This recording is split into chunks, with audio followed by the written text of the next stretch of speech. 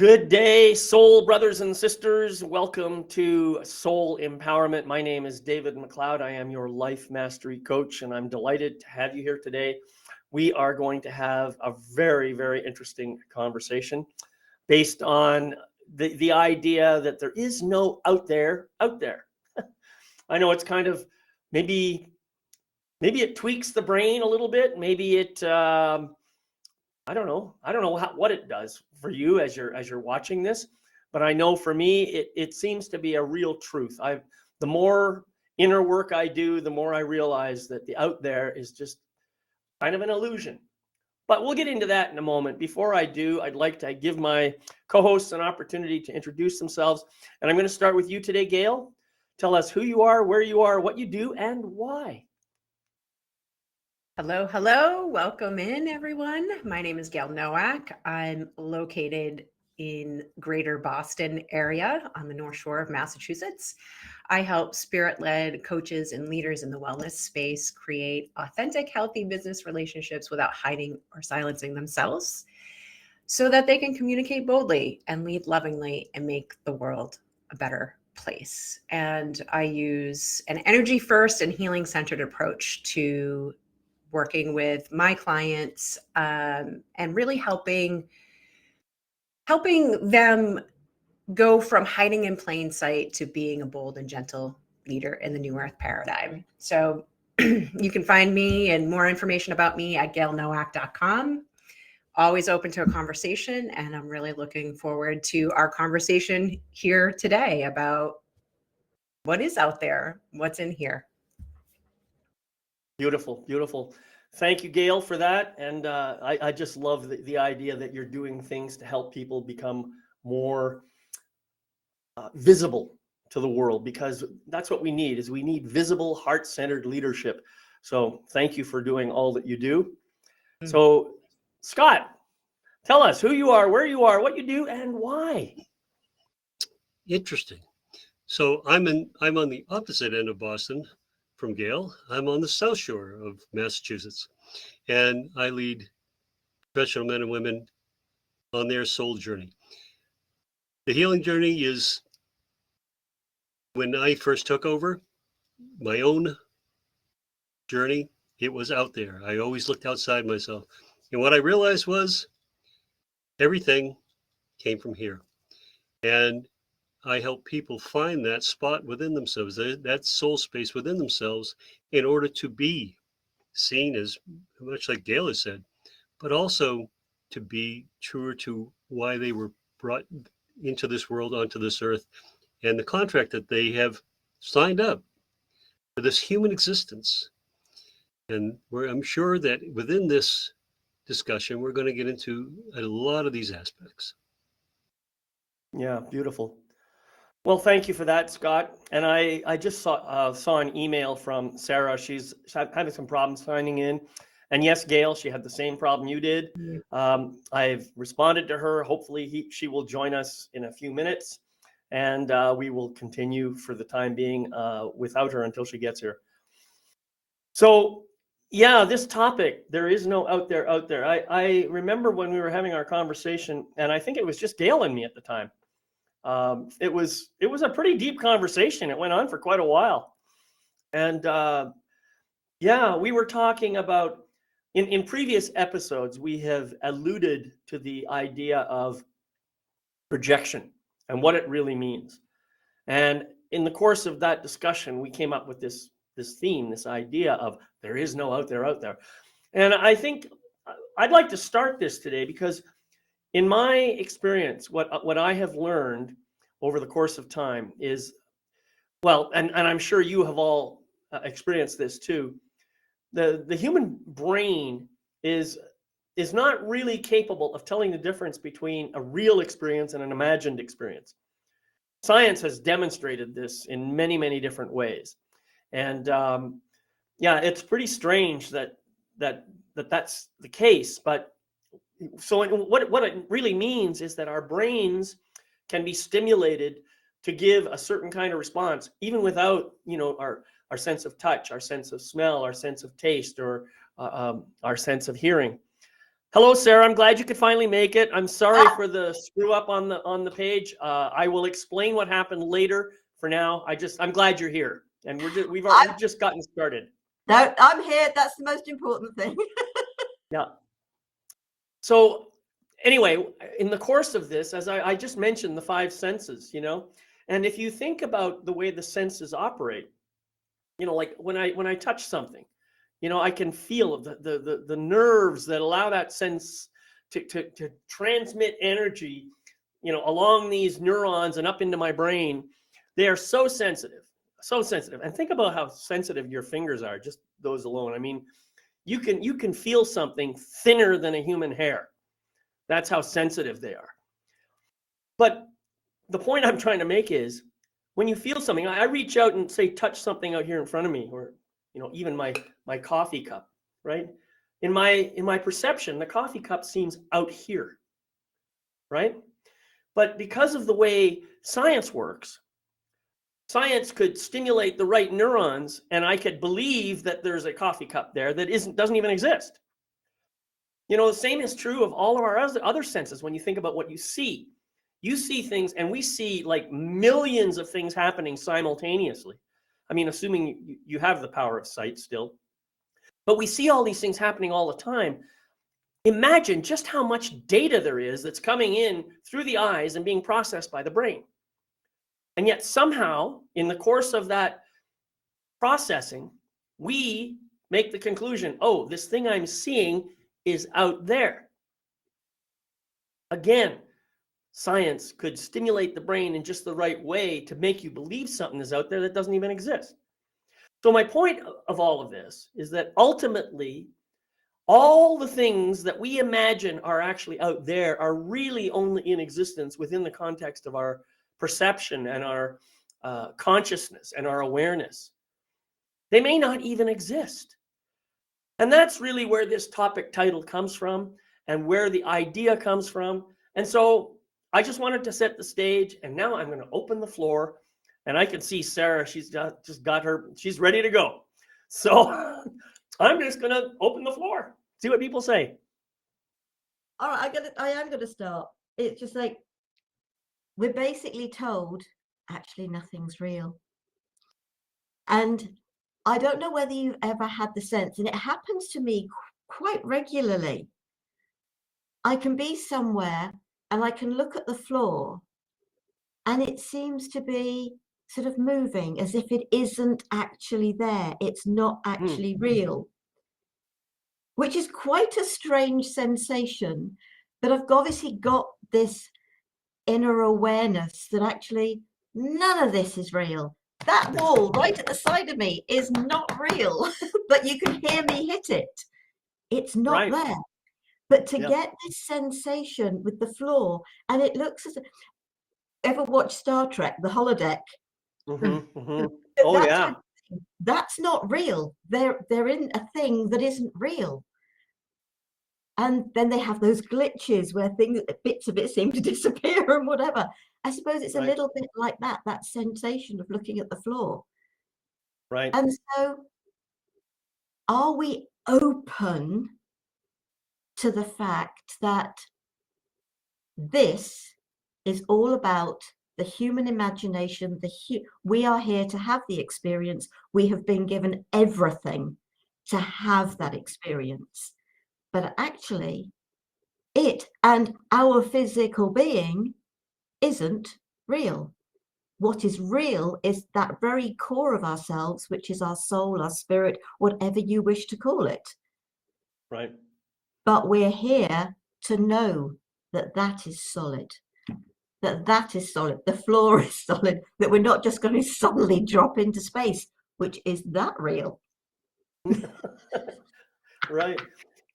When you mentioned about the floor moving, you brought up for me a memory of, I'm sure everybody's experienced one of these. You go to a fair or something like that, and you have these artists who are so skilled at creating these three-dimensional drawings, and they put them on the sidewalk, and you walk up to and say, oh my God, there's a hole in the sidewalk. And of course, it's not really a hole in the sidewalk at all. It's an optical illusion. which only goes to prove how easy it is to fool the mind, to fool your awareness, to trick you into believing one thing that isn't true, while pretending that the other thing that supposedly is true is true. Do you see what I'm saying? So maybe the sidewalk isn't really there either, even when they paint on it. Anyway, Gayle, Mirages. Scott, who would like to go next? Oh, sorry, go ahead, Sarah. I didn't catch that. Mirages. Yeah, mirages, yep. After you. I was going to say, go ahead, Scott, because this is Okay. it is a discussion that's tweaking my mind. So I'm still kind of processing where we started. So go ahead. Okay.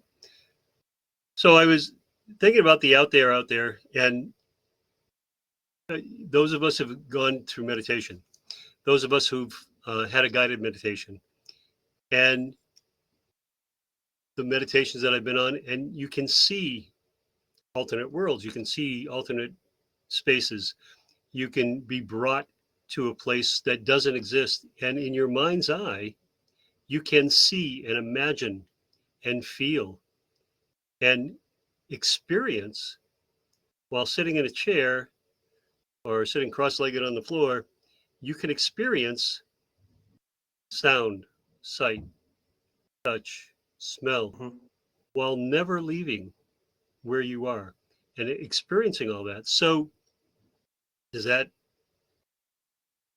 alternate reality real? Is that what, because the experience is just as real as if you had, walked into the grocery store and picked up a lemon and smelled it. The experience in your mind's eye is exactly the same. And then, and I'm sure we'll get into this about, about dimensions and about where we are and how we are and what we actually look like and what we actually are. So the out there and all the journeys that we've done, it always comes back to here. When you find that place within yourself, that's kind of the anchor. Everything else can change. Our reality, however we are living, however we, when we make up our minds that we like the color blue, or we like colonial furniture, or we like, steak and potatoes. All of that is processed and through the brain. I love this. I like that. I like that, for whatever the reason is. And we manifest that within our homes, within our life. And we could have so many other choices. And our reality could look so very, very different, whether it's through our connections or in relationships, or our connections with the outside world, the 3D that we can physically touch. And who makes up the rules, by the way? That's what I want to know. I want to know who they are. Well, they are we. They are I. They are I. I've said this before, and I'll say it again. I am convinced that there is no you, there is no he, she, or they. There is only I, the grand I of all existence, the all that is, everything. And each of us in our, I'm now contradicting myself here by referring to us as if we are separate beings, but we're all unique individuations of that same consciousness. And we're unique in the sense that we have if you look on the screen, you see 4 apparently different people, right? And yet we are all emanating out of the same consciousness. So why do we look the way we do? Some people say, well, that's DNA. Well, maybe, I don't know. Maybe it's us. Maybe it's I choosing to look this way for some brief period of time in order to have a brief experience. As Sara was saying, everything that I have in my world is perfect for the kind of experience I need in my life. So when I say that only I exist, I mean, and when I also say uh, um, because science is able to demonstrate that you can't tell the difference between what's imagined and what's real. Well, how do I know that any of you is actually real? And then when I get to that question, I go a step further and I say, well, if that's the case, then how do I know I am real? And this is where the brain really starts to flip and flop, and because none of it makes sense in the logical mind. And yet it all makes perfect sense in the spiritual mind. And that's been my experience. Your mileage may vary, but anyway, I just wanted to say that. And Gayle, I'm dying to hear what you have to say. Yeah. So what is real? I think that this word real is, like many words in our language, is limiting. It's so limiting because we all have a general collective agreement around what that experience of real is. And in the lens of this discussion, I feel like words that talk about meaning or truth or physicality is actually a better way to describe real. So, Sara, you talked about the floor kind of. I've had those experiences too, where it's like, wait, what's happening here, right? But generally speaking, we go through our day, or right. I have this thing behind me. I'm looking at a computer. I'm hearing the construction outside my window. Again, to your point about the sensory experience that collectively we all have. Mm-hmm. We're all collectively having this experience. So if it's not real, what in fact is it? Well, I don't have a definition or a term for that, but we all seem to collectively be looking for meaning and truth and sometimes not having fun, but generally having fun with our physical experience, right? So even if we're coming from the all one, or the all I, right? And we have those uh, differentiating qualities about us, and also like great variety. It's making me think of this story that this book that my kids had about Spookily the Square Pumpkin. And there's a line in there that I use all the time that says, "Oh, what a garden variety makes." Right? So if we truly are, David, what you're suggesting, we're all one, and we're each a spark of that, and having different experiences of that, then it does sort of make sense in a way that we would be different. Yeah. Because how boring would it be if we were all having the same experience? So this is a really challenging, I'm finding this to be a really challenging topic just for myself, but I can appreciate how it's a challenging topic for most people, because we are so embedded in the 3D, in our physical experience. And yet when you meditate, Scott, for example, or you're working with energy, or you're um, leaning more into your spiritual self, you start to have experiences that are beyond this physical plane.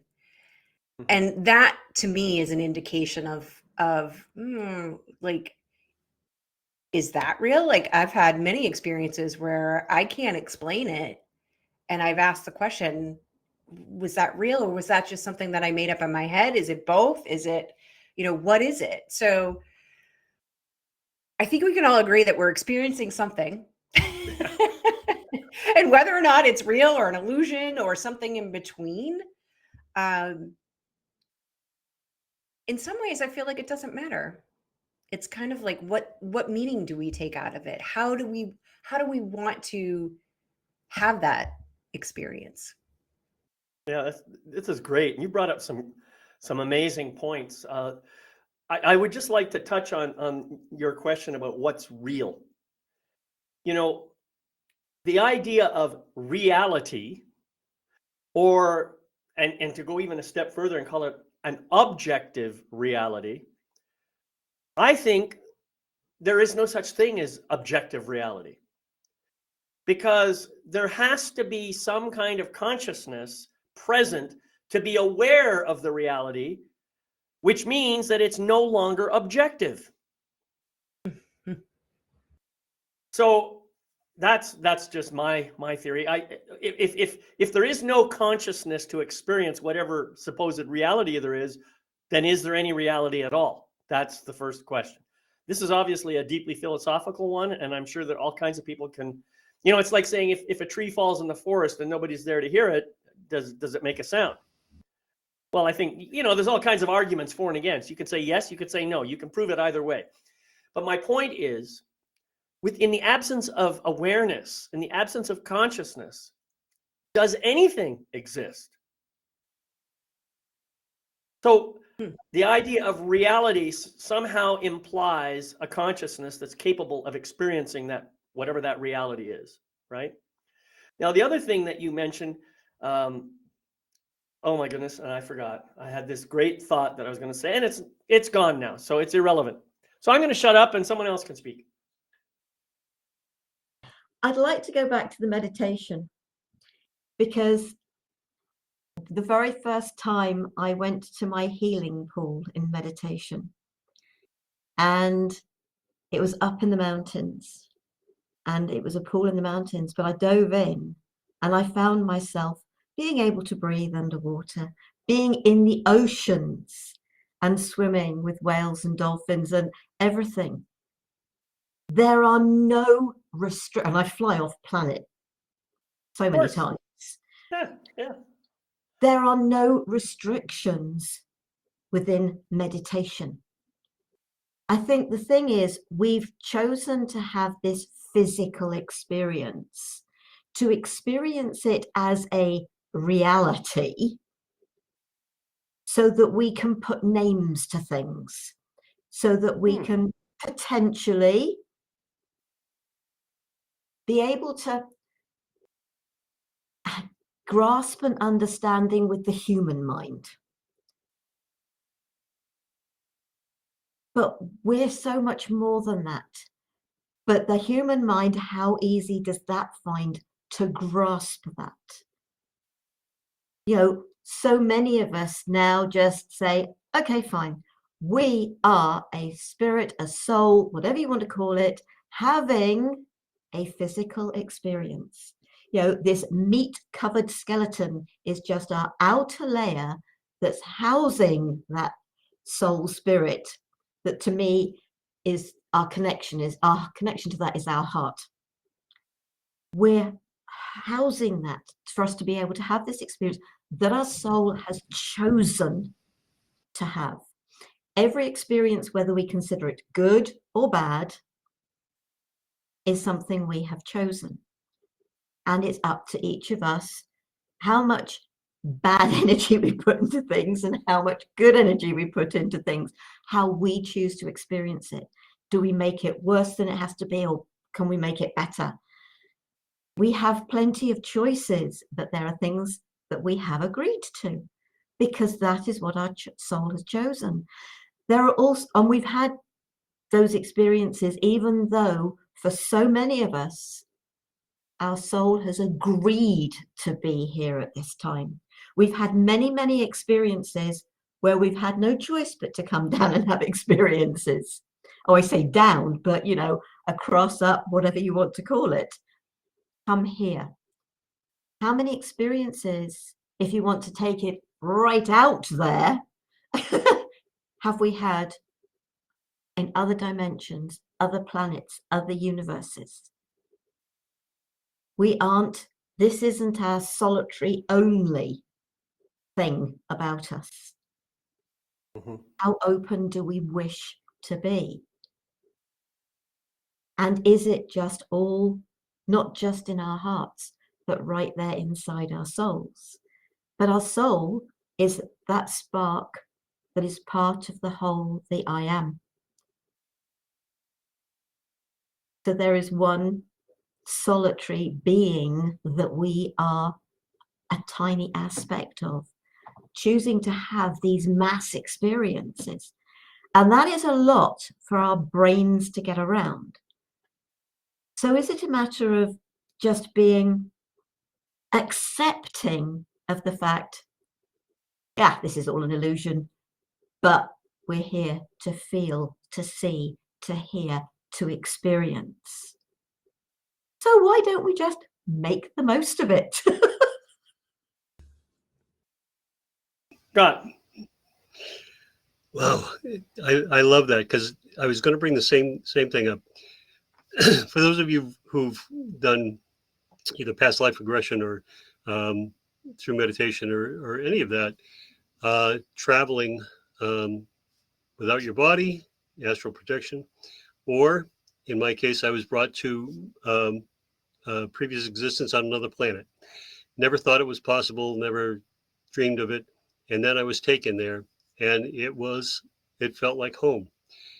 And everything was different, yet everything was the same in that my soul was still me. That other voice that we hear, that one that kind of sits up in the perch in the tree and watches and observes us, that other voice in our head. And when someone takes their journey to be able to understand themselves, to go inside, most of the time it's that other voice I've found that kind of guides you, that kind of sees you, and they are that consciousness. And I really believe, David, as you said, that is the part of us all that we have shared, that kind of voice in our head up there. That's a part. We are the spark of the all. In India, we learned how to get to the all, and this, in spite of all the different religions that they have in India, they all have a real understanding of that all, that they all come from the same place, and that the religions that they service, whatever gods and goddesses, it's just a slight difference, that it's a shared existence. The human existence, this reality is what our body can handle. If we could just fly and go off into space and be able to do it, we would do it. If our physical bodies could handle that. It can't, and we need an awful lot of machinery in order to get out there. But that's the limitations that we have in this particular life, in this existence. And we make the most of this. And until the next time, until that next time that we inhabit another form, however that is. It's amazing when we think about it, when we use our imagination, what can actually happen in our past and in our future. One last point. Been watching all these things, and they're digging up things and finding things that have happened 9,000 years ago, when they said human beings weren't even in existence. Yet there are civilizations that they're digging up all of these items and pyramids and civilizations, and the size of the people back then. So it's an evolution. We're kind of narrow-minded in our thinking that, this is our history, and this is humanity, and this is how and we're very individual. But how many planets are there? How many places could life happen? And what does it look like? Well, what does it look like? This is fascinating, and you brought up some stuff that I think would be great for another conversation. But I'd like to kind of stick with what we're talking about here. And I noticed you were talking about, the voice up here. It's outside of yourself. This is the visual I had as you were doing that. Now, maybe it's not outside of yourself, but it feels, I guess, in my interpretation, it looks like you see this or hear this voice as something that's beyond the physical constraints of the body. That's how I interpret that. And that actually resonates for me a lot, because that quiet voice within isn't really within at all. It's all around me. It's all around me.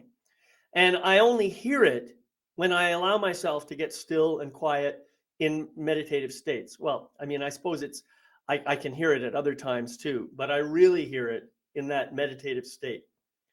And so for me, it feels more like my body does not house my soul houses my body. That's how it feels to me. The body is just there as a vehicle for getting around this physical world.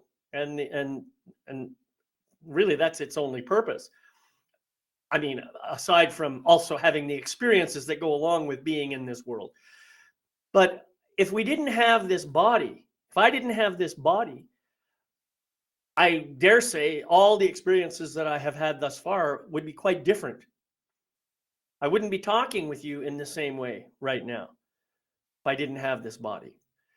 So it's not that there's anything wrong with having a body, and it's not that I'm in any way restricted. I believe that I made the choice to manifest in this physical 3D world in a very limited way in order to have a bunch of experiences. But more importantly than that, I think that my ultimate purpose was to know the truth of who I really am. All right. I've shared many times in different aspects of my story of how I, basically gave up my sovereignty and, tried to live according to the dictates of other people and society and all the rest of it, only to create a lot of unhappiness and misery in my life. Well, the misery and that unhappiness slowly faded away as I got closer and closer and closer to the truth of who I really am. And now I understand my relationship, who I really am, and my relationship to this body, this three-dimensional essence that exists here. And I really appreciate this body, and I'm grateful for all of the experiences that I've had. And I dare say, I don't think any of them has really been a bad experience. Every one of them has been an experience that helped me to learn something more about myself. And not necessarily even learn it, but to remember it. And I think that's the key. We think we're learning stuff, but really all we're doing is taking away blockages so that we can remember what's really there, what's really true. And none of that truth came from out there anywhere. It all came from in here. So that's where I think that the important concept, how we understand, is when I say that thing is out there, or I see some quality on you that I like or dislike, all I'm doing is projecting my own inner experience outwardly. That's all I'm doing. Because let's say, just to take an example, I can't really recognize kindness or compassion in you any more than I could say recognize arrogance or narcissism, unless I have some of that stuff in here, unless it's part of my overall being. And that was a hard one for me to admit. I don't like to admit that there's narcissistic or arrogant part of me. I don't want to admit that, but the truth is it's there. And that's what I'm talking about. Projection is not a bad thing. It's a powerful, powerful tool that allows me to really know myself better than I did before. By recognizing qualities and aspects and attributes and characteristics that I may have forgotten about, or I may have chosen to hide because I have some negative judgment about them. So I say, let's learn to embrace projection as a tool for really learning who we really are, remembering who we really are. That's my invitation. I invite everybody to do that. Yeah, David. So this is reminding me of some of our conversations around shadow work too, because when we're having those experiences, those unwanted experiences, or what I like to call teachers in contrast, Oh, Teaching in great contrast. phrase. Yeah. We always have choice. We always have choice in that moment, and we can choose to feel victimized and feel like it's out here happening to us. And that's not to say, so I feel like I always feel a little uncomfortable with this whole idea of you spot it, you got it. Generally speaking, I agree, but sometimes we spot it because we witnessed it from a very early age. And I feel like in situations like that, we have a choice. We can decide, okay, am I going to emulate this? Am I going to learn about this? Am I going to be different than this? Am I going to, why is this all coming about for me? Now, obviously, when you're a child, you're not going to necessarily be in that frame of mind, but this discussion around the inner work and going inside to gain clarity around, well, why, if it's true that I attracted this, or my soul agreed to this experience, what is that all about for me? What did I take away from this? Because inevitably, there's always some sort of benefit. And sometimes that benefit is it made you stronger, it made you more resilient. And sometimes that benefit is this is how I kept myself safe. And sometimes it's all of those things, right? Mm-hmm. And so when I say benefit, it can be a benefit that's actually not benefiting you, right? But in the moment, it did. So when we're playing with projection in that way of what is this, in that curious way of what is this all about for me? If it's true that generally speaking, I see something that I don't like, that's somehow within me, or there's something within me that is pulling that into my experience. What is it? Why is it? We've talked about, I think we had a discussion about anger a while back. And I think I shared that at that time that I was really doing some deeper work around like what is it that I get out of being angry? And it was connected to power. When I get angry, I feel powerful. It's a catalyzing emotion, right? Why did I know that how did I come to that? Because I knew what it was like to be powerless and feel hopeless and be shut down and be silenced. So we can use these projections, like you said, to get to know ourselves better and make different choices if we so choose. You know, there's a lot of different ways to, for example, feel powerful without necessarily hauling off on somebody or yelling at somebody or, you know, being caustic with the world around you, right? But until you have that awareness of why is this experience coming into my reality?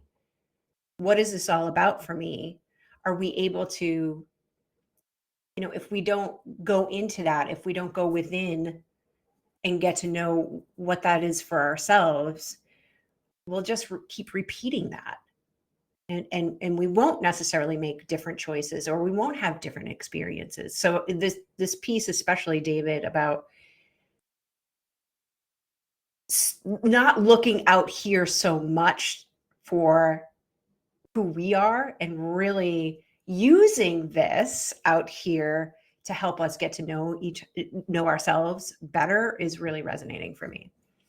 Yeah, that's great. I just wanted to touch on one point that you brought up. You know, the idea that you may have witnessed something as a child and then you witness it again as an adult, and you're having a reaction to it. And what I claim is, you see something you don't like, it's because there's an aspect of yourself inside that you're probably not acknowledging. I still believe my statement is accurate. The fact that you have, let me try and draw an analogy here. I would not in any way consider myself a sadistic person. So when I see someone doing something that I judge to be sadistic, I can feel my anger coming up and my judgment and all the rest of it. Now, I look at that and I say, I would never do that. But if I'm going to be totally honest with myself, I can look inside and I say, all right, where in my life have I tapped into the energy of sadisticness or sadism or whatever, and maybe inflicted that on somebody or on an animal or on a whatever? When have I allowed myself to engage in that energy? Anytime in my life. And, I can think of a few times when I was a kid. Yeah, I caught a couple of mice and did some nasty things to them. I'm not proud of it, but I can now find that energy within me. I did something that today I feel some shame about. But if I hadn't seen that thing out there and I hadn't taken the time to say, all right, what is it about me? Where's that sadistic part of me? And what can I do to heal it? If I hadn't done that, that memory might not have come back. And maybe if I had kept it hidden and allowed it to stay hidden, it might come out sideways at another time and really hurt somebody. So this is what I'm talking about. And we're referring to things in terms of shadow because often people think of the bad behaviors as shadows, right? But there's plenty of really, really good behaviors that we hold in shadow as well. Nobody wants, I'll just give you an example. Today, I can embrace and I can acknowledge that I have a lot of skill when it comes to music, poetry, and writing. But I would never say those words many years ago because you're not supposed to toot your own horn. You're not supposed to acknowledge your own gifts. Well, that's shadow behavior when you hide your gifts too. So I just wanted to make it clear that just because you see something and now have an opportunity to look at it, saying something like, well, I would never behave like that. I noticed when I did that little haughty thing, I thought, oh, look how good I am. I would never behave like that. So maybe there's another aspect that I could look at when I do that. You see? That's the beauty of the projection piece. It's not about making yourself wrong. It's not about trying to create shame. It's not about punishing. It's just about awareness and finding a way to heal any old wounds that haven't yet been addressed. That's really, to me, what it's all about. So, yeah. Scott, you look like you're ready to say something. Well, you brought up so many. Okay, every time somebody speaks, I come up with other things that I have written down.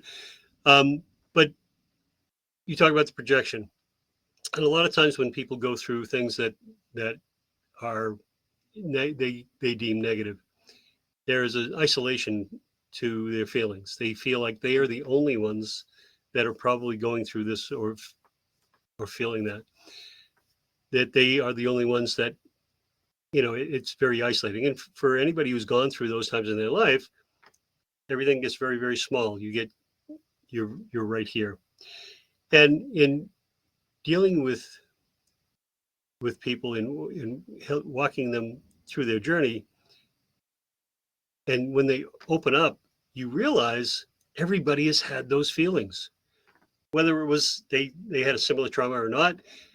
But there are these feelings, these universal feelings that we've all experienced, and that it is not so isolating, that everything is really, in this experience that we have as a human being, is there. Sadistic, yes, pulling the wings off a fly, or we as kids we've all kind of seen those different aspects. Having all of those experiences in growing up, whether positive or negative, but we have that shared existence, and there is that consciousness that we all share, and that this existence has, because we have limitations. Let's physically, we have limitations when it comes to galactic entities. We are probably one of the smaller species with the least amount of energy. I've been told by people who star travel all the time, and they tell me about all these different races of beings.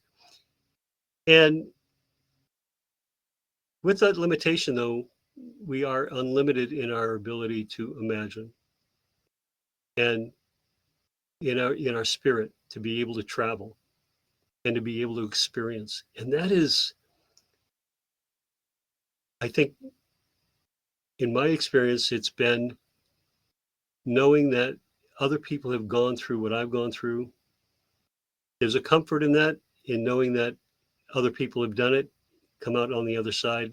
And it allowed me to have the strength to be able to kind of walk through life that way too. And it wasn't as limiting.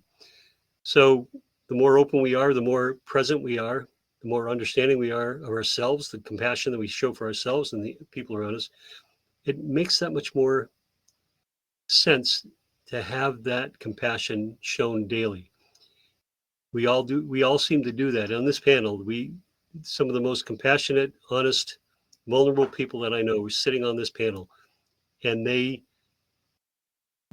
are able to guide other people to find that same thing in their life, that joy, that happiness, that acceptance of this existence. So it's not out there, it's always right here. Everything's Right. very close. Yeah, beautiful. Thank you. Sara. The thought that's been going through my head, and as you sort of been talking, and I was thinking about the films that we watched as children, and so many of those were the cowboys and Indians films. Mm-hmm. And the bent that it was the Indians that were always at fault, and it was the cowboys that were the good guys.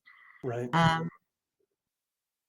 Until I was blessed to spend a week with the Nez Perce in Idaho and learn their history from their perspective.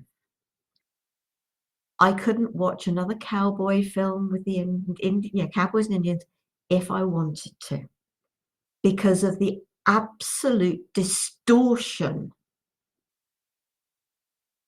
of facts. And so, with so many different things that we watch, that we listen to, and one of the things I have left out of my life for many years now is the news. And I don't trust That sounds healthy.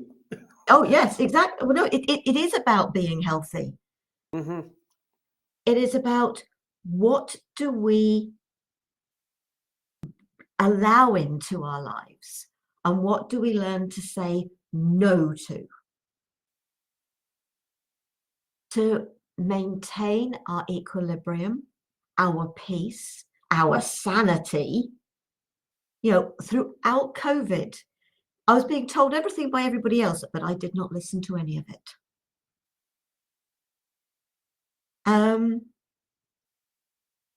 So our learnings about life don't all come from what has happened within our family. It has come from the programs, the Doctor Who's and the Cowboys and Indians and the goodness knows what else. Doctor Who, you'd have every alien being, evil. Obviously, anything to do with mythical beings, the majority of those are deemed to be evil. Yet there is a different reality and understanding out there, depending on what we are open to and what we allow to shape who we are. And it was literally in 2005 when I got to spend that week with them and learn their history and how it all came about just over 200 years ago now with Lewis and Clark and what happened. And it was their story from their perspective. And there are always two sides, at least, to every story. You talk about projection, but there's also perception. Their perception was their lands were taken and taken and taken. The number of different sort of treaties that were made that took more and more of their land as gold was found on that land. That today they're having to buy their land back.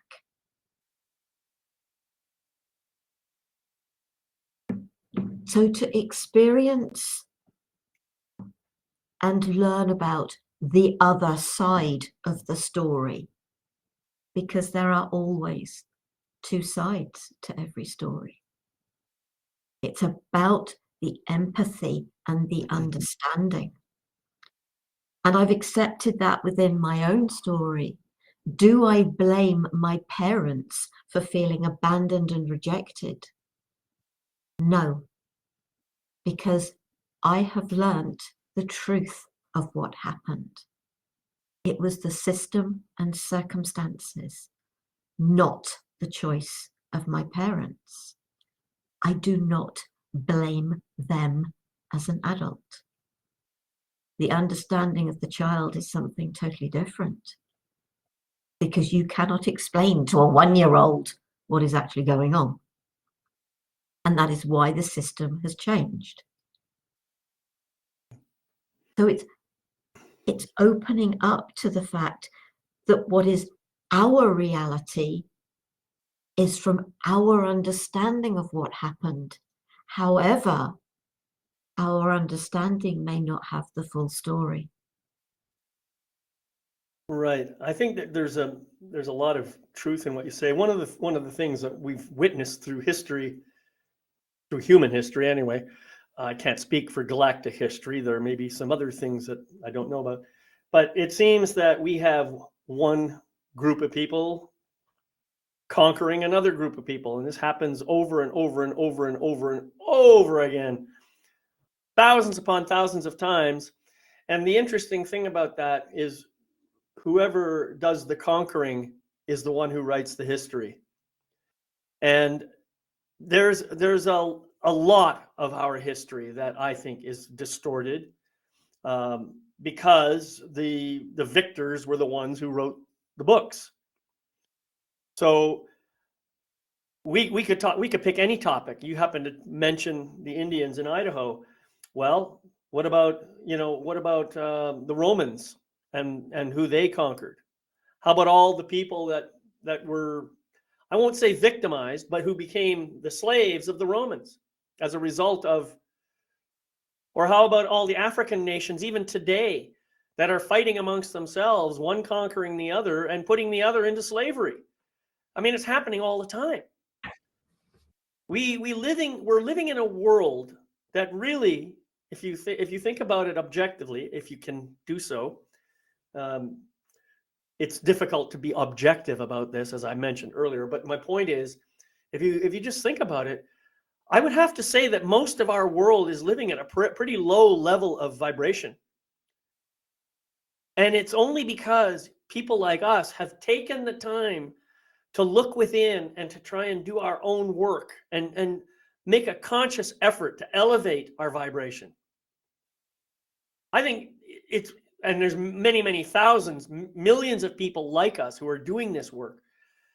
I think in some way we are offsetting the negative energy enough to prevent worldwide catastrophe. And if we can get more people to watch this video and other videos like it, we can help them to elevate themselves out of that low level vibration and start to raise their energy up. And who knows what can happen then? Maybe we can get to a point where the kinds of things that Sara just described will never happen again. Wouldn't that be nice? Where we find a way to live together and to acknowledge each other's cultures and heritages and histories, and just to love each other in spite of our perceived differences, or maybe because of them. I don't know. Just a thought, something that I hope to achieve in my lifetime is, if I can raise, I don't know what the scale is, but if I can raise the world level of consciousness by just 1 point, I will be happy. I think that's the beauty of this program and programs like this, even if someone's listening and they hear this discussion about distortion, I mean, it's used consciously to divide us. It's used unconsciously to divide us. And so simply having an awareness that distortion exists, it's used, and we have a responsibility as conscious human beings to ask those questions. Ask those questions of, whose perspective is this coming from? What's the other perspective here? What are the multiple perspectives of what is being transmitted to me at this time? I used to work in the news business back in the 90s, and I got out of it because it was so toxic and unhealthy. I had an experience. This is just a minor thing, but I had an experience that really tipped the scales for me in that decision, where I was covering a fire at a local apartment building, and I had gone out to the scene. I had talked to the fire chief, and it was an accident. It was an accident. I came back, I wrote up my story, submitted it. My editor calls me at like 11 o'clock at night, and he's trying to gin up the story. Well, was the fire chief mad? Was he saying this? Was he saying that? And I maintained that entire time, no, this is what they say. This is what they're reporting. Now, I don't know the truth of this situation. I wasn't there at the fire. Who knows, right? But I was taking my source at face value. And sure enough, the next day, the story ran, and it ran with a headline about how fire chief was irate at residents. And this editor burned my source. And as soon as I saw that, I knew it was over with that relationship. And it had nothing to do with me or him, with the fire chief. It had everything to do with this other person who was trying to distort the story, the facts, Right. not even the story, the facts of what happened. So it does happen. It's really important. Yes, it's super healthy to stop watching the news. It's super healthy. But even in our assumptions about situations or the things that we learn in school or the things that we learn out of school, it's always really important to use your discernment and have that awareness and that understanding of people distort information all the time. I took a class in college, and our textbook was how to lie with statistics. So we need to be, they talk about being a savvy consumer. We need to be savvy consumers of information as well. I know that's getting a little off topic, but I Well, did wait a want minute. No, it's not. wrap. It's not, because I'm glad first of all, Sarah, I'm glad you brought up the news that you do that. And Gayle, I'm glad you brought up your experience with, being a journalist. I think this is important. I think people need to understand what is a news source, but something out there.